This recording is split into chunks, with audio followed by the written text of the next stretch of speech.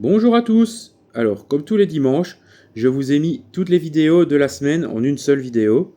Donc, je vous souhaite un bon visionnage à vous. Bonjour à tous! Vous avez vu l'état de la justice en Belgique?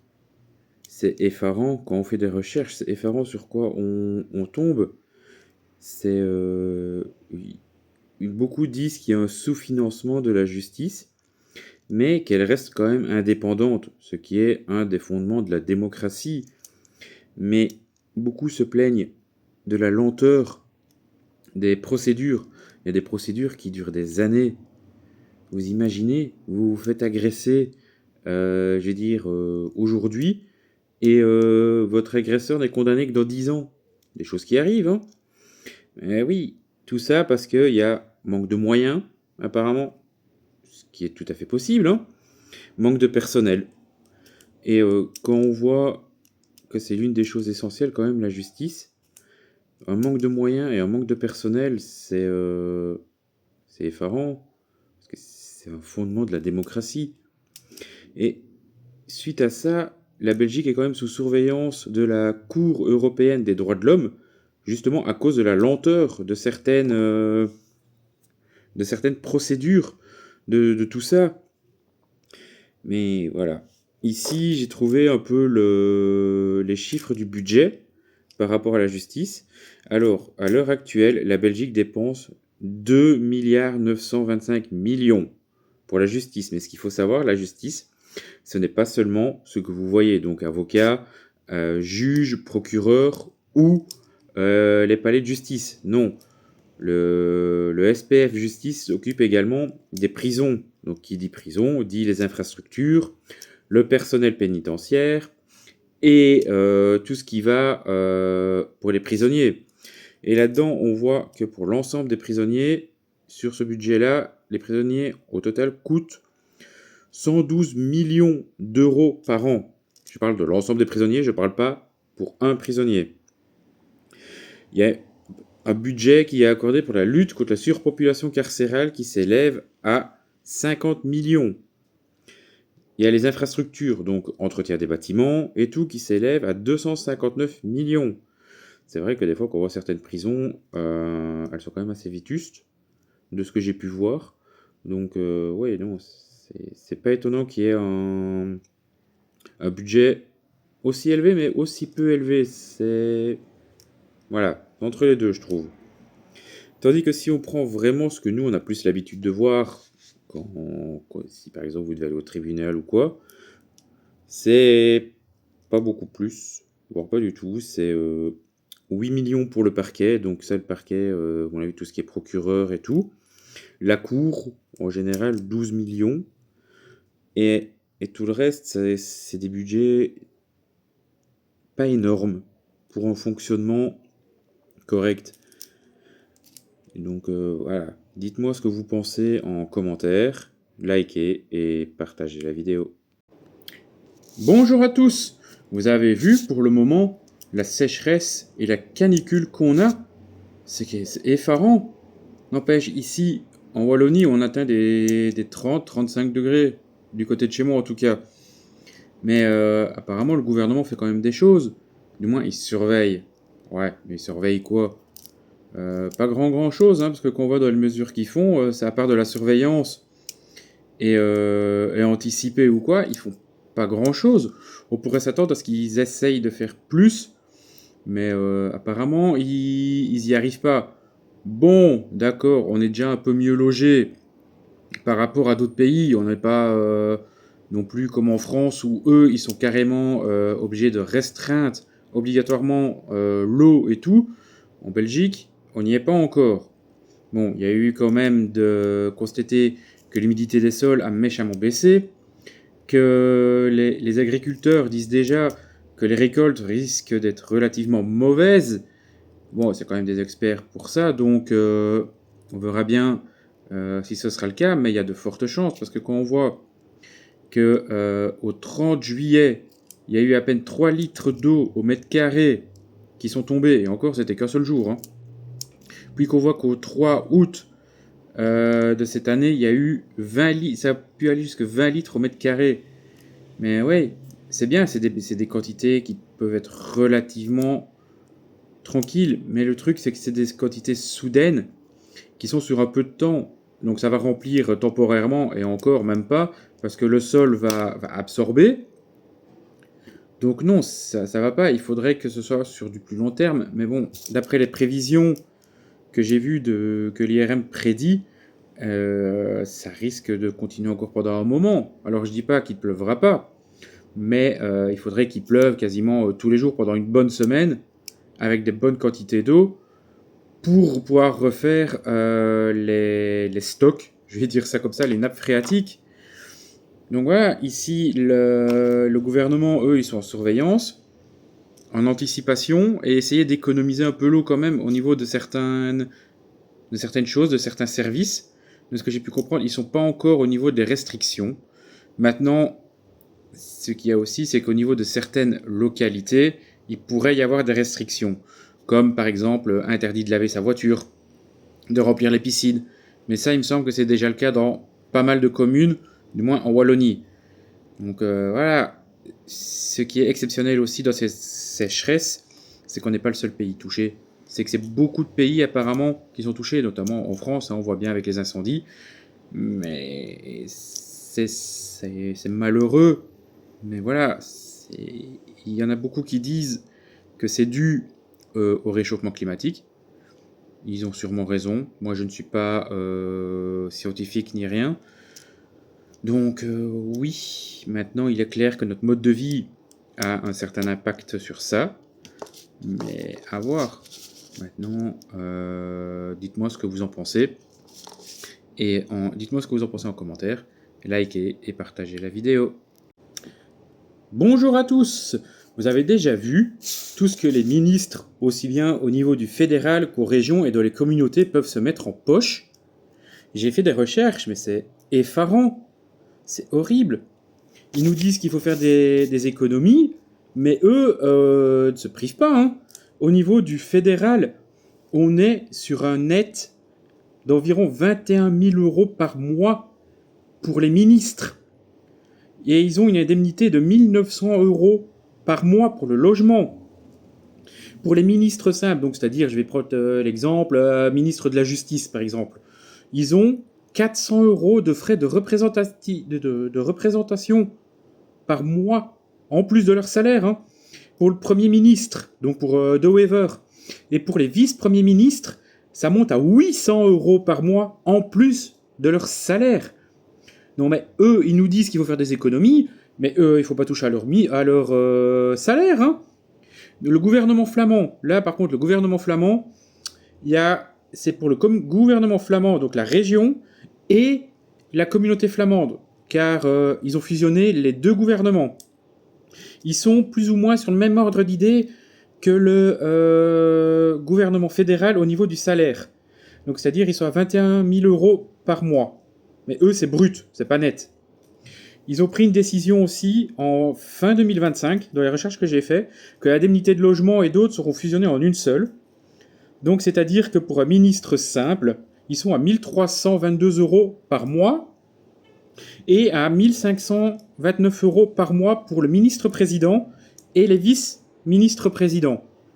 Mais ils ont aussi fait un saut d'index sur 4 ans. Donc jusque 2029, les salaires là-bas ne sont pas augmentés. Alors, le gouvernement wallon, ils se mettent pas encore énormément, enfin pas énormément, comparé aux deux autres, c'est moins, donc pas énormément, c'est très relatif. Ils sont à 11 000 € par mois, net. Et ça, que ce soit ministre ou ministre-président. Ils ont des indemnités de 336 € par mois pour des logements. Et une indemnité de 1 041 € par mois en plus pour des frais domestiques. Alors qu'est-ce qu'ils couvrent là-dedans? Va savoir. En fédération Wallonie-Bruxelles, anciennement la communauté française, là, eux, ils sont à 11 000 € par mois. Encore une fois, ministre et ministre-président. Plus des indemnités de 1 377 € par mois en indemnité, en plus de leur salaire. À Bruxelles, ils sont entre 10 et 11 000 € par mois. il y a 7 des 8 ministres à Bruxelles qui ont renoncé à leur prime du logement, qui est de l'ordre de 1650 € par mois. Donc, en gros, sur les 7, sur les 8, pardon, il y en a un qui touche encore cette somme-là. Bon, ils disent pas lequel. J'ai fait des recherches, ils disent pas qui, malheureusement. En communauté germanophone, ils sont plus ou moins sur les mêmes salaires que la région de Bruxelles-Capitale. Donc entre 10 et 11 000 € par mois. Plus, sous certaines conditions, là j'ai beau regarder, j'ai pas spécialement trouvé, donc si vous savez, dites-le dans les commentaires, une prime de logement sous condition de 2500 € par mois. Donc voilà, eux nous disent qu'il faut faire des économies comme pas possible, mais eux ne descendraient même pas leur salaire, ne fût-ce que de 10 ou 20%, parce que je pense que même de 20%, ça les impactera pas trop. Même sur le net, c'est quand on pense que nous, travailleurs, ou même qu'on est au chômage, ou divers autres revenus qu'on peut avoir, on se serre la ceinture, on est à 2500, 3000 € et encore on est taxé comme des malades là-dessus. Et encore quand je dis 3000 €, je crois que je vise très haut même. C'est horrible, eux ils se mettent des 10, 15, 20 000 € par mois en net. Et nous, avec 10 fois moins, on doit faire quasiment la même chose que eux veulent. Voilà, alors dites-moi ce que vous en pensez en commentaire. Likez et partagez la vidéo. Bonjour à tous.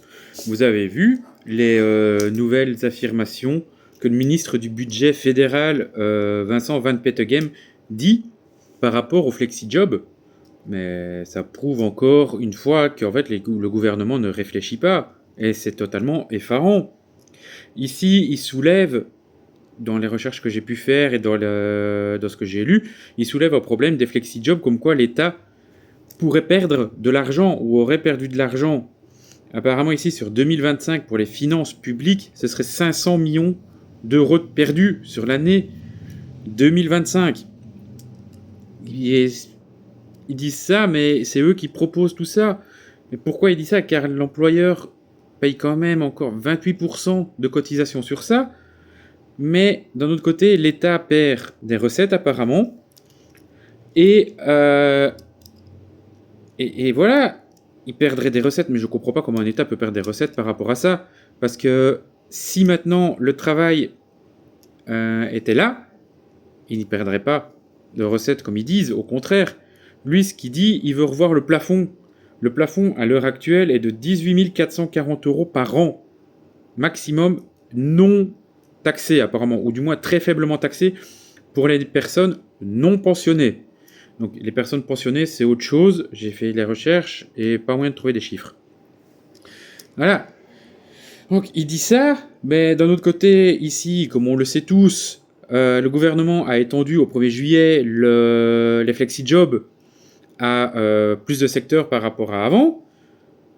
Donc, voilà, ce qu'il dit aussi, c'est que l'État pourrait gagner de l'argent avec les flexi-jobs si le travail mis en flexi-job n'est pas quelque chose pour remplacer un travail qui normalement aurait dû être fait, entre guillemets, par une personne avec un contrat CDD, CDI ou tout type de contrat qui puisse exister.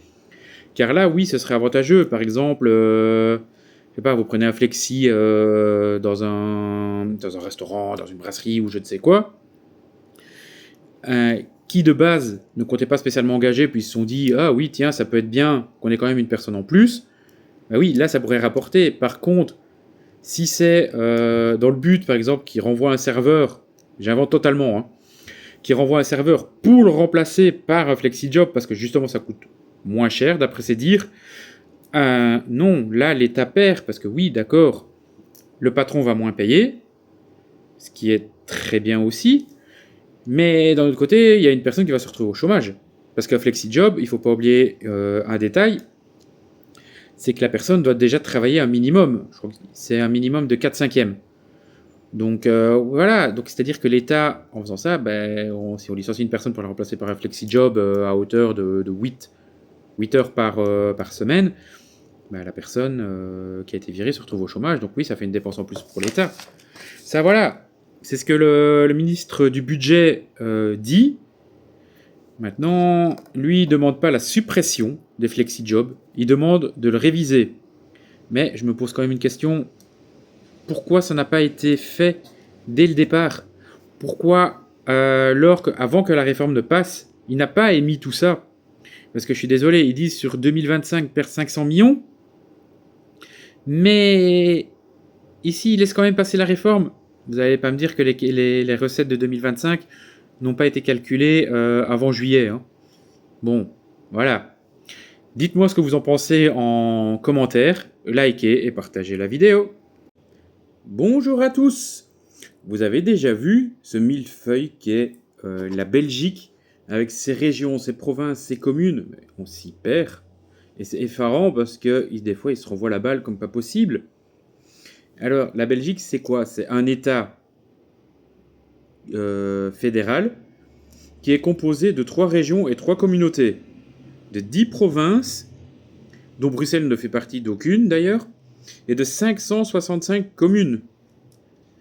Bon, je sais que c'est peut-être une revisite de ce que vous avez pu voir certains à l'école ou quoi, mais voilà. Les 3 régions sont la région flamande, la région wallonne et la région de Bruxelles-Capitale. Ils s'occupent principalement de ce qui est logement, l'agriculture et la mobilité régionale. C'est-à-dire que, en fait, pour la mobilité, de ce que j'ai vu, on a 4 ministres de ça. Un ministre en Flandre, un ministre à Bruxelles, un ministre en Wallonie et un ministre fédéral. Car le ministre, je vais prendre les 4. Le ministre fédéral, c'est pour la SNCB. Le ministre wallon, c'est pour le TEC. Le ministre bruxellois, c'est pour la STIB. Et le ministre flamand, c'est pour de l'Ain. Donc voilà, 4 ministres pour cette compétence-là. Bon, voilà, c'est la Belgique. Hein. Alors, les 3 communautés, on a une communauté flamande, une communauté germanophone et communauté française qui maintenant s'appelle la Fédération Wallonie-Bruxelles. Voilà, et eux s'occupent de l'enseignement, de la culture et de l'aide à la jeunesse. Ce que je dis là, aussi bien pour les communautés que pour les régions, ce sont 3 de leurs compétences. Ils en ont plus aussi. Maintenant, ce qu'il y a à Bruxelles, vu que Bruxelles est considérée comme une région bilingue, ils ne sont pas intégrés dans les communautés. C'est-à-dire qu'ils ont les deux communautés principales, je vais dire ça comme ça, la communauté flamande et la communauté française, présentes sur leur territoire. Et pour ça, ils ont 3 organismes qui gèrent tout ça. Ils ont la COCOF, la Commission communautaire française, la VGC, Commission communautaire flamande, et la COCOM, Commission communautaire commune. Voilà. Alors, c'est quoi? Ils ont le même rôle en fait que les communautés au sein de la région de Bruxelles-Capitale. Donc, c'est-à-dire qu'un établissement de l'école, peut se revendiquer de la COCOF s'il veut faire partie de l'enseignement francophone, ou du VGC s'il veut faire partie de l'enseignement néerlandophone. Ce qu'il faut savoir aussi, c'est que ces 3 institutions ont bien entendu leurs représentants, qui, les chiffres ne sont pas très clairs, on ne trouve pas, du moins. Donc voilà, c'est encore des sous jetés par les fenêtres. Alors, oui, d'accord, la Belgique est un État particulier dans sa gestion et tout ça, et des décisions ont été prises dans les années 70-80, mais pourquoi avoir fait un pays avec 3 régions et 3 communautés, comme ça, parce qu'il y avait des soucis de langue, d'accord, mais pourquoi pas avoir fait un pays trilingue directement, ou du moins bilingue, minimum français-néerlandais, et accessoirement on rajoute l'allemand aussi, même s'ils sont une toute petite minorité, mais c'est pas grave. C'est pas grave ça, ben voilà, là ici il n'y a qu'une seule région qui est bilingue, c'est Bruxelles. Pourquoi est-ce qu'on n'a pas fait directement un État bilingue? Ça aurait été beaucoup plus simple. Et je pense que ça aurait fait des économies aussi. Alors, dites-moi ce que vous pensez de ça dans les commentaires, et likez et partagez la vidéo.